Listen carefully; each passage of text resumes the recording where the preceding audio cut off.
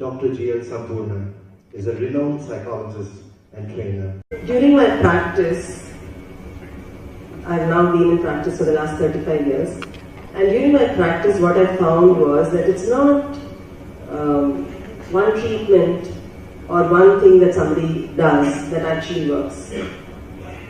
And that was confirmed by some studies that I read. The Institute of Noetic Sciences in the US, they did a research where they collated, hundreds of research articles, thousands of research articles actually, to see how and why people lived when they were not supposed to live, how they overcame an illness and survived when they were not supposed to, when they've been told this is terminal and you have to die.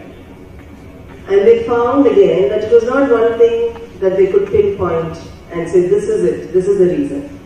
They found there were different reasons. One was visualizations or any kind of alternate states that people brought themselves into, like hypnosis, guided imagery, any of those things.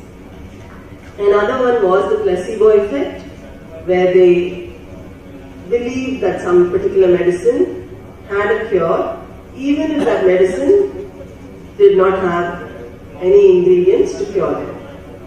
And they also found that AIDS patients were very assertive with their doctors and said that they were going to make it live much longer. So it kind of boiled down to, it's in your mind. It's what you believe in. It's what thoughts you are encouraging in your own mind, which is going to either heal you or make the illness spread all over your body. In fact, if you look at multiple personality disorders,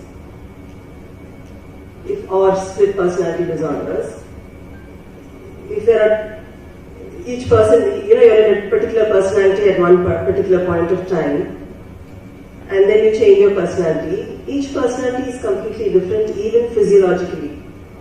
One personality which is completely allergic to perfume can, in the other personality, wear any perfume and be fine. This is all documented. I mean, this is real. So it's the same body, same person, but they have a disorder, and in two different personalities that they are presenting, they are showing opposite reactions. Several like this. In hypnotic states, they've found in research, they've touched a person with a point of ice, but represented to them as hot iron, and they have a blister. So how is that? It's just ice, but they're told in a hypnotic state that it's hot iron, and there's a blister formed. So it's all about what we are holding in our minds. I'm not saying nothing else matters. It's a holistic approach with everything in place, but the base is your mind. What am I thinking? What am I creating for myself? And if I am thinking thoughts that nourish me, every cell in my body is going to be nourished. I don't know if any of you have heard of Louise Hay.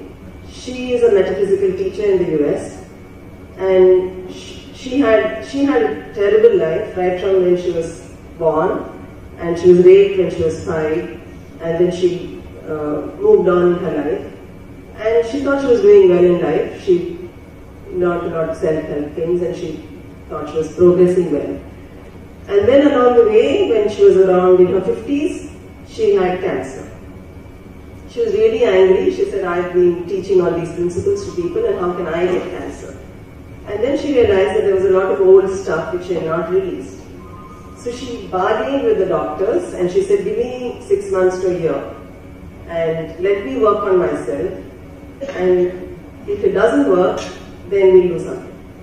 Because she decided that she had 3 options. One is to go in for surgery, She said, I can go in for surgery and I'll be alright now, and then it will come in some other part, but because the source has not been healed, the roots are still there.